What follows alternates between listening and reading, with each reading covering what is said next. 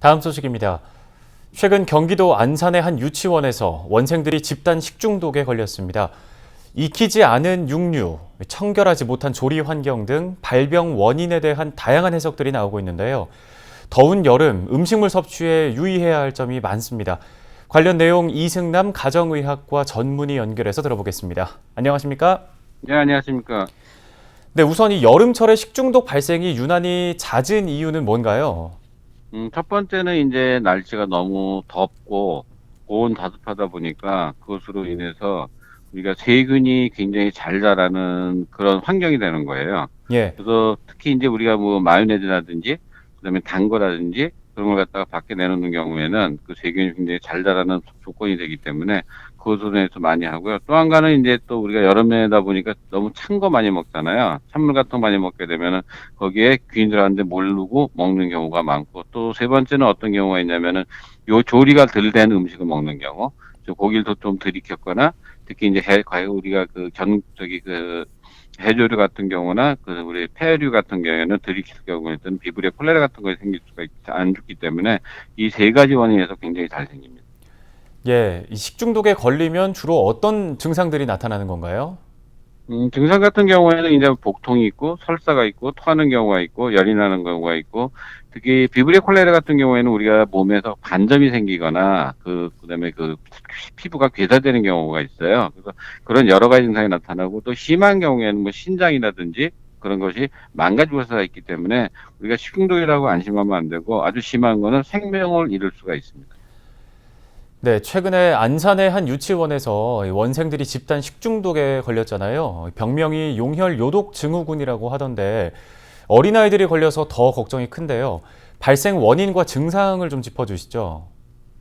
이제 발생 원인 같은 경우에는 이제 그 조리를 할 때 우리가 음식을 갖다가 잘 꼭 안 익히게 되면은, 특히 이제 고기 종류라든지 뭐 이런 거 할 때, 특히 그래서 이게 병을 갖다 우리가 햄버거 병이라고 그러는 거가, 햄버거를 갖다 들이켰을 때 생기는 경우가 많거든요. 그리고 장출혈성 대장균 감염 때문에 생기는 거고요.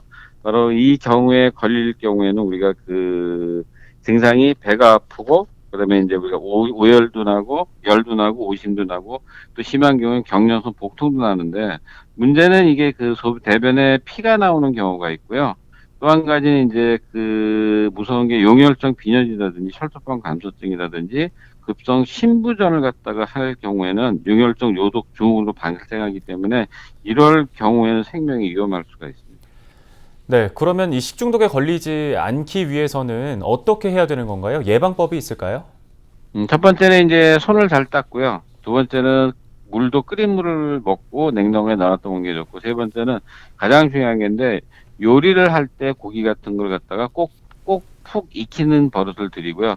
특히 폐류 같은 경우에는 우리가 그 들이키면 입이 안 벌려지거든요. 조개 같은 경우가. 그래서 폐류 같은 것도 꼭 익혀서 먹고 날로 먹지 않는 게 중요하고요. 그다음에 이제 요리하신 분들이 그 재료를 다듬을 때 꼭 손을 잘 씻고 하는 게 중요하거나, 비닐 장갑을 끼고 해서 그 비닐 장갑을 버리는 일회용을 쓰는 방법이 굉장히 중요합니다. 예, 이 식중독 외에도 여름철 건강 관리를 위해서 주의해야 할 부분이 있다면 좀 알려주시죠.